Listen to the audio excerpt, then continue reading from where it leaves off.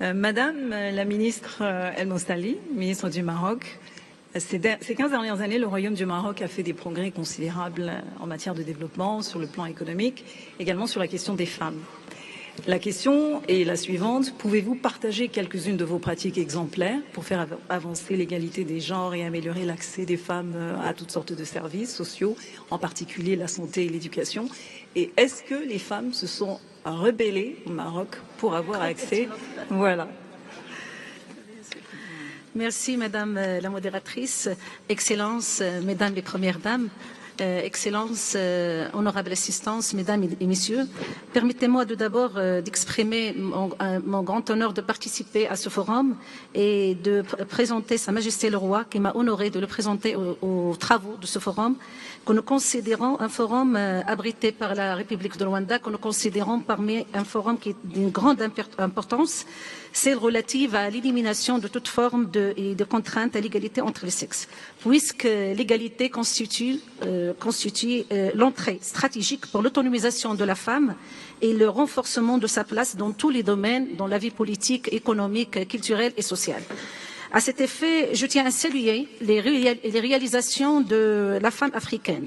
Ces réalisations qui ont été soulevées dans le message royal adressé aux participants et participantes aux travaux du 2e sommet international du Women in Africa Initiative, premier sommet international d'appui socio-économique qui a été organisé au Maroc l'année dernière, où, à travers laquelle Sa Majesté le Roi Mohammed VI a mis l'accent sur le fait que ce n'est pas un hasard. Et je partage avec vous cet extrait. Ce n'est pas un hasard, faut-il le rappeler, c'est les femmes africaines comptent à leur actif des succès et des réussites multiples.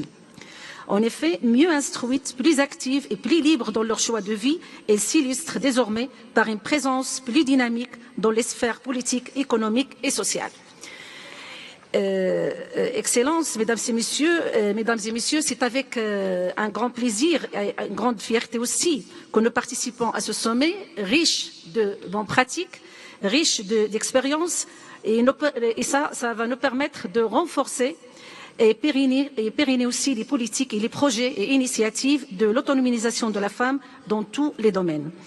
J'ai l'honneur de partager avec vous certaines réalisations importantes dans le domaine de l'autonomisation de la femme dans le Royaume du Maroc, exemplaire avec son modèle dans la réalisation d'un progrès progressif selon une démarche plaçant la personne, femme ou homme, au centre des priorités, pour l'instauration des piliers d'un développement juste et durable, capitalisant sur l'ensemble des processus de développement de notre pays sous l'égide de son roi Mohammed VI, que Dieu l'assiste. Les efforts déployés par le Maroc dans le domaine de l'autonomisation de la femme et les solutions innovantes adoptées sous la conduite éclairée de Sa Majesté et qui a inscrit la promotion des droits des femmes comme une des priorités des réformes institutionnelles au Maroc. Et ceci continue d'affirmer de s'affirmer dans plusieurs politiques.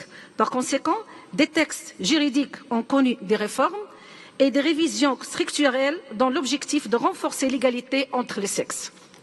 Ceci dit, le bilan de réalisation atteint en matière de l'autonomisation des femmes montre l'ampleur des efforts déployés par le Royaume du Maroc pour honorer ses engagements et ses efforts pour continuer à capitaliser sur ces réalisations dans divers domaines, notamment des réformes législatives, institutionnelles, économiques et sociales, qui ont été couronnées par l'adoption en 2011 d'une nouvelle constitution qui stipule que l'homme et la femme jouissent à égalité des droits et libertés à caractère civil, politique, économique, social, culturel et environnemental. Il concrétise la priorité de la promotion des droits de la femme marocaine, quel que soit son lieu de résidence, la promotion de leur statut étant l'enjeu pour parvenir au développement global que nous espérons tous. Et les outils que nous avons, les options ou bien les outils que nous avons choisis à travers l'adoption d'une nouvelle loi organique de la loi de finances en tant qu'outil pour des finances publiques juste à travers l'intégration du genre dans la programmation budgétaire. Cette loi oblige les départements gouvernementaux et les institutions nationales à définir leurs programmes suivant des objectifs précis et des indicateurs et des indicateurs d'impact mesurant la performance. Aussi, la création de l'autorité pour la parité et la lutte contre toutes les formes de discrimination qui contribueraient à la réalisation des principes de l'équité entre les femmes et les hommes. Aussi, l'adoption des plans d'action national en matière de démocratie et des droits de l'homme. Et je cite aussi l'adoption d'une politique, et je crois que c'est la plus importante, l'adoption d'une politique publique intégrée d'égalité en tant que cadre de convergence des différentes politiques nationales et programmes de développement dans le domaine de l'autonomisation des femmes et pour atteindre l'égalité et lutter contre toutes les formes de discrimination et de violence. Le Maroc a adopté pour la première fois en 2013 le plan gouvernemental pour l'égalité ECRAM 1 et qui a produit un bilan considérable incluant des réformes à caractère structuré et structurant tant au niveau législatif et institutionnel. Et aussi, on continue la mise en œuvre d'un deuxième plan gouvernemental pour l'égalité ECRAM 2, 2017-2021, selon une approche basée sur les droits de l'homme et la démocratie participative.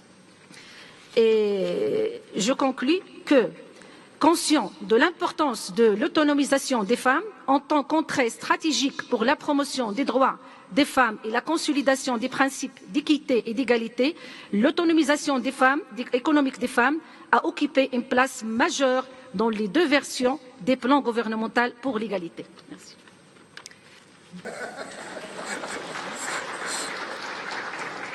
Merci, Madame la Ministre. Merci beaucoup. Moving on to Mr. Chiara Corazza.